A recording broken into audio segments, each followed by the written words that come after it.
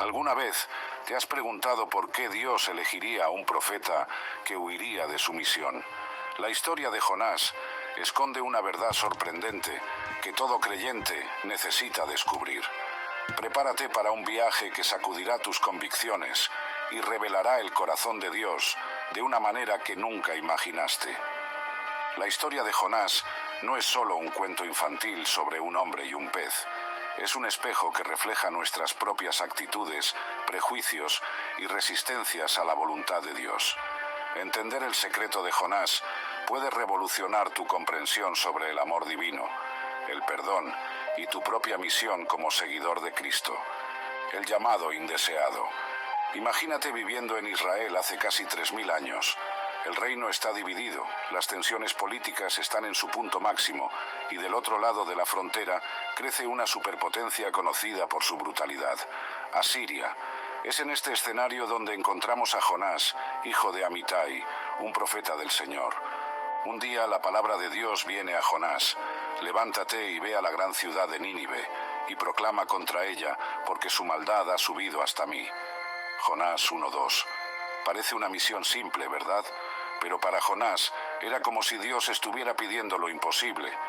Nínive no era solo la capital de Asiria, era el símbolo de todo lo que Israel temía y odiaba. Los asirios eran conocidos por su crueldad sin límites. No solo conquistaban ciudades, las obliteraban. Relatos históricos describen cómo apilaban las cabezas decapitadas de sus enemigos en pirámides como trofeos de guerra. Los prisioneros eran desollados vivos y sus pieles eran colgadas en las murallas de las ciudades como una advertencia macabra. Para Jonás, ir a Nínive no era solo peligroso, era impensable. ¿Cómo podría él, un hebreo, un adorador del Dios verdadero, predicar a aquellos bárbaros? ¿Y por qué debería? En la mente de Jonás, ellos merecían el juicio divino, no una oportunidad de arrepentimiento. Pero el llamado de Dios raramente se alinea con nuestras expectativas o comodidad. A menudo, Él nos llama a salir de nuestra zona de confort, a enfrentar nuestros miedos y prejuicios. Al igual que Jonás, podemos vernos resistiendo al llamado de Dios cuando Él nos pide alcanzar a aquellos que consideramos indignos de su gracia. La huida desesperada. Ante el llamado de Dios, Jonás hace algo sorprendente: huye. No solo huye de la misión, sino que intenta huir del propio Dios. Pero Jonás se levantó para huir de la presencia del Señor a Tarsis, descendió a Jope y encontró un barco que iba a Tarsis. Pagó el pasaje y entró en él para irse con ellos a Tarsis, lejos de la presencia del Señor. Jonás 1:3. La huida de Jonás es más que una simple desobediencia. Es un intento desesperado de escapar no solo de una tarea desagradable, sino de confrontar sus propias creencias y prejuicios. Tarsis, se cree, estaba en el extremo opuesto del mundo conocido en esa época, posiblemente en la España moderna. Jonás estaba dispuesto a ir literalmente al fin del mundo para evitar enfrentar a los ninivitas. Pero, ¿por qué Jonás pensó que podría huir de Dios? Él, como profeta, ciertamente conocía el Salmo 139. ¿A dónde me iré de tu espíritu? ¿Y a dónde huiré de tu presencia? Si subiere a los cielos, allí estás tú, y si en el Seol hiciere mi estrado, he aquí, allí tú estás. Salmos 139, 7-8. La huida de Jonás revela una verdad profunda sobre la naturaleza humana. A veces preferimos negar la realidad a confrontar nuestras propias contradicciones internas. El viaje de Jonás a Tarsis no es solo un viaje físico, sino un viaje interior de negación y autoengaño. ¿Cuántas veces no actuamos como Jonás? Cuando Dios nos llama a hacer algo difícil o incómodo, nuestra primera reacción a menudo es huir.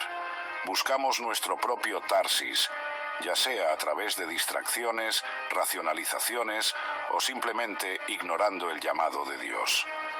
La huida de Jonás también nos recuerda que nuestras acciones tienen consecuencias que van más allá de nosotros mismos. Al embarcarse en el barco, Jonás no solo pone en riesgo su propia vida, sino también la vida de todos los marineros a bordo. Nuestra desobediencia a Dios raramente afecta solo a nosotros mismos.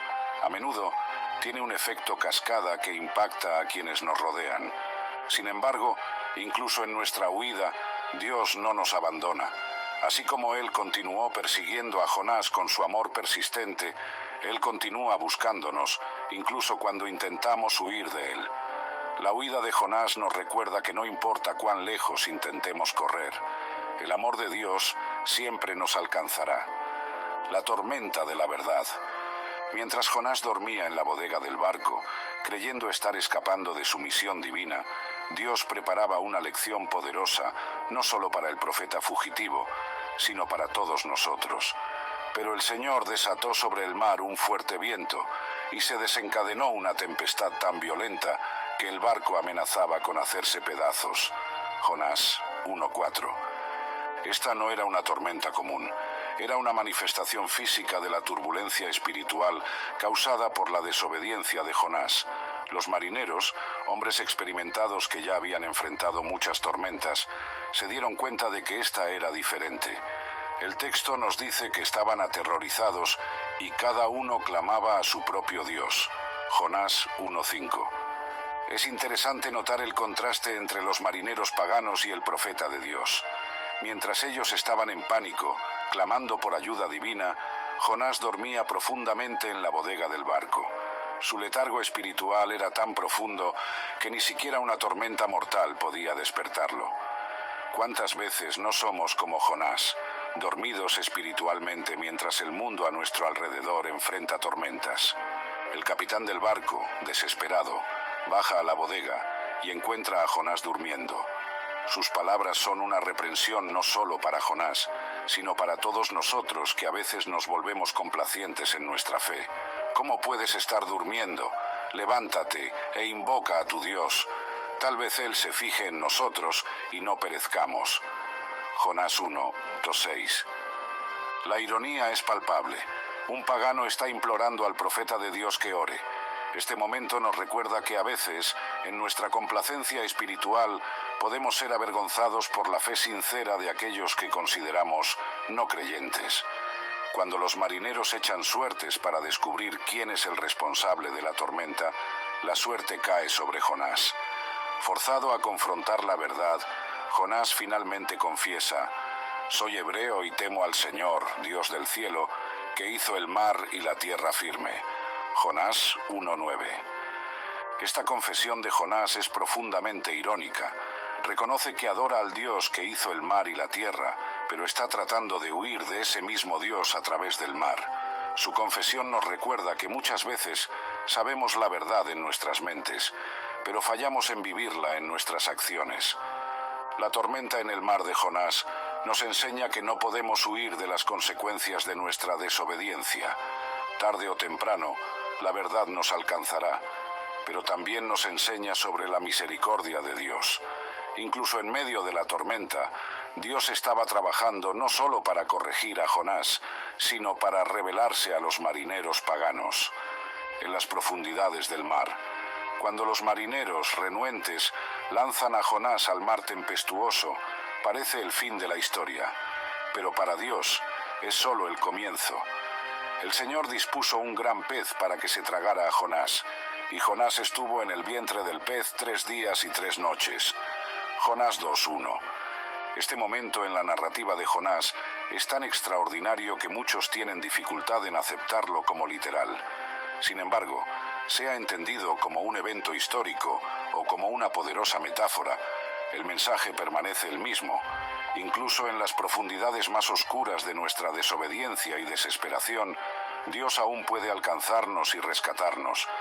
El vientre del pez se convierte para Jonás en un lugar de reflexión profunda y transformación. Es interesante notar que Jonás, que había huido de la presencia del Señor, ahora se encuentra en un lugar donde no puede huir de sí mismo o de Dios. A veces, Dios permite que lleguemos al fondo del pozo para que finalmente miremos hacia arriba. La oración de Jonás desde el vientre del pez, Jonás 2:9, es una bella expresión de arrepentimiento y gratitud. Reconoce su necedad al huir de Dios y agradece por el rescate divino. Cuando mi vida se extinguía, me acordé del Señor, y mi oración llegó hasta ti, hasta tu santo templo. Jonás 2:7. Es notable que Jonás hable de su experiencia en el vientre del pez como si ya hubiera sido liberado. Dice: «Pero tú, Señor y Dios mío, me sacaste con vida de la fosa». Jonás 2:6. Esto nos enseña una lección poderosa sobre la fe.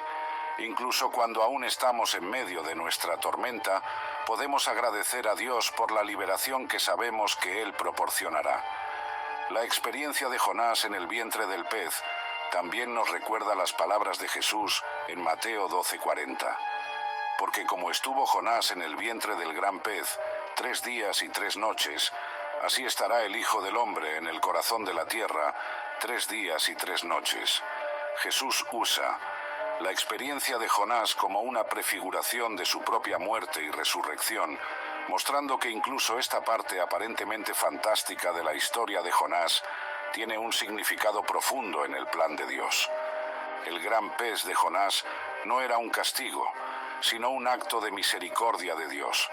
En lugar de dejar que Jonás se ahogara en su desobediencia, Dios proporcionó un lugar de refugio improbable, donde Jonás podría enfrentarse a sí mismo y renovar su relación con Dios. ¿Cuántas veces no nos encontramos en nuestro propio vientre del pez? Situaciones difíciles e incómodas que son, en realidad, oportunidades para el crecimiento y la renovación espiritual. La historia de Jonás nos anima a ver estas situaciones no como castigos, sino como invitaciones a una intimidad más profunda con Dios.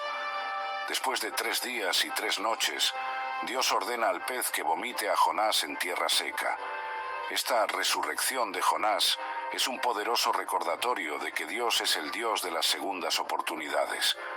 No importa cuán lejos hayamos huido o cuán profundo hayamos caído, la gracia de Dios siempre puede alcanzarnos y darnos un nuevo comienzo. La predicación reluctante. Después de su experiencia en el vientre del pez, Jonás finalmente obedece al llamado de Dios y va a Nínive. La palabra del Señor vino por segunda vez a Jonás: «Levántate y ve a la gran ciudad de Nínive y proclama en ella el mensaje que yo te diré». Jonás se levantó y fue a Nínive, conforme a la palabra del Señor. Jonás 3:1-3a. Es importante notar que Dios le da a Jonás una segunda oportunidad. Esto nos recuerda que Dios es paciente y misericordioso, no solo con aquellos a quienes enviamos a predicar, sino también con nosotros, sus mensajeros imperfectos. Jonás entra en la ciudad y comienza a predicar un mensaje simple y directo. Dentro de 40 días Nínive será destruida. Jonás 3:4. Es un mensaje corto y aparentemente sin esperanza. No hay mención de arrepentimiento o posibilidad de perdón. Parece que Jonás está haciendo lo mínimo posible para cumplir su misión. Sin embargo, algo extraordinario sucede. Los ninivitas creyeron a Dios, proclamaron ayuno, y desde el mayor hasta el menor se vistieron con ropas ásperas. Jonás 3:5. La respuesta de los ninivitas es inmediata y abarcadora. Desde el rey hasta el ciudadano más humilde, todos se arrepienten. Este es un momento poderoso en la narrativa. Los ninivitas, a quienes Jonás consideraba más allá de la redención, responden a la palabra de Dios con un arrepentimiento genuino y profundo. Esto nos desafía a reconsiderar nuestras propias suposiciones sobre quién puede o no puede responder al Evangelio. El decreto del rey de Nínive es particularmente conmovedor. Por decreto del rey y de sus nobles, que ningún hombre ni animal, ni ganado ni ovejas, prueben cosa alguna, no coman ni beban agua, que se cubran de cilicio hombres y animales, y clamen a Dios con todas sus fuerzas, que cada uno se convierta de su mal camino y de la violencia que hay en sus manos. Quizá Dios desista y se arrepienta, y se aparte del ardor de su ira, y no perezcamos. Jonás 3:7-9. Este decreto revela varias cosas importantes. Primero, muestra la seriedad con la que los ninivitas tomaron el mensaje de Jonás. Su arrepentimiento no fue superficial, sino profundo y abarcador, afectando todos los aspectos de sus vidas. Segundo, revela una comprensión sorprendente de la naturaleza de Dios por parte de un rey pagano. Él entiende que Dios puede ser misericordioso si se arrepienten. La respuesta de los ninivitas nos desafía a examinar la profundidad de nuestro propio arrepentimiento. Muchas veces tratamos el arrepentimiento como un simple cambio de pensamiento, pero los ninivitas nos muestran que el verdadero arrepentimiento implica un cambio completo de dirección en nuestras vidas. Lo más notable es la respuesta de Dios al cambio de corazón de los ninivitas. Y vio Dios lo que hicieron, que se convirtieron de su mal camino, y se arrepintió del mal que había dicho que les haría, y no lo hizo. Jonás 3:10. Este pasaje nos presenta un aspecto profundo del carácter de Dios, su disposición a cambiar de idea en respuesta al arrepentimiento humano. Esto no significa que Dios sea voluble o que sus promesas no sean confiables. Por el contrario, muestra que la misericordia de Dios es constante y que su deseo primario es siempre la redención, no la destrucción. Dios está siempre dispuesto a perdonar cuando hay un arrepentimiento genuino. La predicación reluctante de Jonás y la respuesta sorprendente de los ninivitas nos enseñan varias lecciones importantes. 1. Dios puede usar incluso a mensajeros imperfectos y reluctantes para realizar sus propósitos. 2. Nunca debemos presumir que alguien está más allá del alcance de la gracia de Dios. 3. El verdadero arrepentimiento implica un cambio completo de corazón y acciones. 4. La misericordia de Dios está siempre disponible para aquellos que se vuelven a Él con sinceridad. Esta parte de la historia de Jonás nos desafía a examinar nuestras propias actitudes. ¿Somos como Jonás, reluctantes a compartir el mensaje de Dios con aquellos que consideramos indignos? ¿O estamos dispuestos a ver el potencial de transformación en cada persona, no importa cuán improbable pueda parecer? Además, la respuesta de los ninivitas nos invita a considerar la profundidad de nuestro propio arrepentimiento. ¿Estamos dispuestos a hacer cambios radicales en nuestras vidas cuando somos confrontados con la verdad de Dios? ¿O nuestro arrepentimiento tiende a ser superficial y pasajero?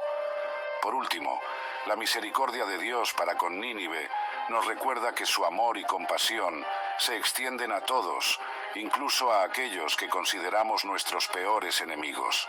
Esto nos desafía a expandir nuestra propia capacidad de amar y perdonar, siguiendo el ejemplo de nuestro Padre Celestial. La ira del profeta. La reacción de Jonás a la misericordia de Dios para con Nínive es sorprendente y perturbadora. Pero Jonás se apesadumbró en extremo y se enojó. Y oró al Señor y dijo: «Oh Señor, ¿no era esto lo que yo decía cuando aún estaba en mi tierra? Por eso me anticipé a huir a Tarsis, porque sabía yo que tú eres Dios clemente y compasivo, lento para la ira y grande en misericordia, y que te arrepientes del mal con que amenazas». Jonás 4:1-2. Este pasaje revela el verdadero corazón de Jonás y el motivo de su huida inicial. No era miedo a los ninivitas lo que le hizo huir, sino el miedo de que Dios pudiera perdonarlos. Jonás conocía bien el carácter de Dios, su misericordia, compasión y amor, pero en lugar de alegrarse por estas cualidades, las resentía. La reacción de Jonás nos confronta con una verdad incómoda sobre la naturaleza humana. Muchas veces queremos que Dios sea misericordioso con nosotros, pero nos resistimos a ver esa misma misericordia extendida a otros, especialmente a aquellos que consideramos nuestros enemigos. Jonás estaba tan perturbado que llegó a desear la muerte. Y ahora, oh Señor, te ruego que me quites la vida, porque mejor me es la muerte que la vida. Jonás 4:3. Esta declaración dramática revela la profundidad del conflicto interno de Jonás. Estaba dispuesto a morir, en lugar de ver a sus enemigos recibir misericordia. La respuesta de Dios a la ira de Jonás es notable por su gentileza. En lugar de reprender duramente a su profeta petulante, Dios hace una pregunta simple: ¿tienes tú razón para enojarte tanto? Jonás 4:4. Esta pregunta invita a Jonás y a nosotros a examinar las raíces de nuestra ira y resentimiento. Jonás, aún esperando que Dios cambiara de opinión y destruyera Nínive, sale de la ciudad y se hace una cabaña, esperando ver qué sucedería. Es en este punto que Dios prepara una lección objeto para Jonás. Entonces, el Señor Dios dispuso una planta, la cual creció sobre Jonás para que hiciera sombra sobre su cabeza y lo librara de su malestar. Y Jonás se alegró grandemente por la planta. Pero al día siguiente, al amanecer, Dios dispuso que un gusano atacara la planta, y ésta se secó. Y aconteció que cuando el sol calentó, Dios dispuso un viento solano sofocante, y el sol hirió la cabeza de Jonás, de modo que se fatigaba y deseaba morirse, diciendo: «Mejor me es morir que vivir». Jonás 4, 6, 8. Esta secuencia de eventos, la planta que crece, el gusano que la destruye, el viento abrasador, sirve como una parábola viva para Jonás. Dios usa esta experiencia para revelar a Jonás y a nosotros algunas verdades profundas. 1. Nuestra perspectiva es frecuentemente limitada y egoísta. Jonás se preocupó más por su propia comodidad, la planta, que por el destino de una ciudad entera. 2. Muchas veces valoramos cosas triviales, como una planta, más que las cosas que realmente importan para Dios, como la vida de las personas. 3. Nuestra ira y resentimiento muchas veces provienen de un sentido distorsionado de justicia y derechos. Dios entonces lleva el punto principal a casa. Tú te apiadaste de la planta, por la cual no trabajaste ni la hiciste crecer, que en una noche nació y en una noche pereció. Y no tendré yo piedad de Nínive, aquella gran ciudad donde hay más de 120.000 personas que no saben discernir entre su mano derecha y su mano izquierda, y muchos animales. Jonás 4, 10, 11. Esta conclusión poderosa de la historia de Jonás nos desafía a ver las cosas desde la perspectiva de Dios. Mientras nos preocupamos por nuestra propia comodidad y derechos, Dios se preocupa por la redención de todos los pueblos, incluso aquellos que consideramos indignos. La historia de Jonás termina con esta pregunta retórica de Dios, dejándonos para reflexionar sobre nuestras propias actitudes. ¿Somos como Jonás, resentidos con la misericordia de Dios hacia los demás, o estamos dispuestos a abrazar el corazón compasivo de Dios por todas las personas? Esta narrativa nos invita a examinar nuestros propios corazones, a confrontar nuestros prejuicios y resentimientos y a alinear nuestras actitudes con el corazón misericordioso de Dios. Nos desafía a ver a cada persona, no importa cuán perdida o enemiga pueda parecer, como alguien por quien Cristo murió y a quien Dios desea redimir. El corazón de Dios revelado. La historia de Jonás, en su conclusión, nos ofrece una visión profunda del corazón de Dios. A través del contraste entre la actitud de Jonás y la compasión divina, somos invitados a contemplar la vastedad del amor de Dios que trasciende nuestras expectativas y prejuicios humanos. Dios revela su corazón de diversas maneras a lo largo de la narrativa. Primero, vemos su persistencia en perseguir a Jonás, no para castigarlo, sino para redirigirlo a su misión. Esto nos recuerda que Dios no se da por vencido fácilmente con nosotros, incluso cuando huimos de Él. Como está escrito en Lucas 15, 4, ¿qué hombre de vosotros, si tiene 100 ovejas y se le pierde una de ellas, no deja las 99 en el desierto y va tras la que se perdió hasta encontrarla? En segundo lugar, vemos la compasión de Dios por los ninivitas. A pesar de su maldad, Dios desea darles una oportunidad de arrepentimiento. Esto hace eco de las palabras de Ezequiel 33:11. Diles: vivo yo, dice el Señor Dios, que no quiero la muerte del impío, sino que se vuelva el impío de su camino y que viva. Volveos, volveos de vuestros malos caminos, porque moriréis, oh casa de Israel. La paciencia de Dios con Jonás también es notable. Incluso cuando Jonás se enfurece por la misericordia divina, Dios no lo rechaza. En su lugar, Él gentilmente enseña a Jonás a través de la lección de la planta. Esto nos recuerda de 2 Pedro 3, 9. El Señor no retarda su promesa, según algunos la tienen por tardanza, sino que es paciente para con nosotros, no queriendo que ninguno perezca, sino que todos procedan al arrepentimiento. Finalmente, la preocupación de Dios por las más de 120.000 personas que no saben discernir entre su mano derecha y su izquierda, y muchos animales, revela su compasión abarcadora. Esto nos recuerda de Mateo 10, 29-31. ¿No se venden 2 pajarillos por un cuarto? Con todo, ni uno de ellos cae a tierra sin vuestro Padre, pues aún vuestros cabellos están todos contados. Así que no temáis, más valéis vosotros que muchos pajarillos. El corazón de Dios revelado en Jonás desafía nuestras nociones limitadas de justicia y misericordia. Mientras que muchas veces deseamos ver la justicia inmediata para aquellos que consideramos malos, Dios desea la redención. Esto no significa que Dios ignore el pecado. El mensaje de juicio para Nínive era real, pero su justicia siempre está temperada con misericordia. Esta revelación del corazón de Dios nos invita a expandir nuestra propia capacidad de amar y perdonar, como Jesús nos enseña en Mateo 5, 44-45.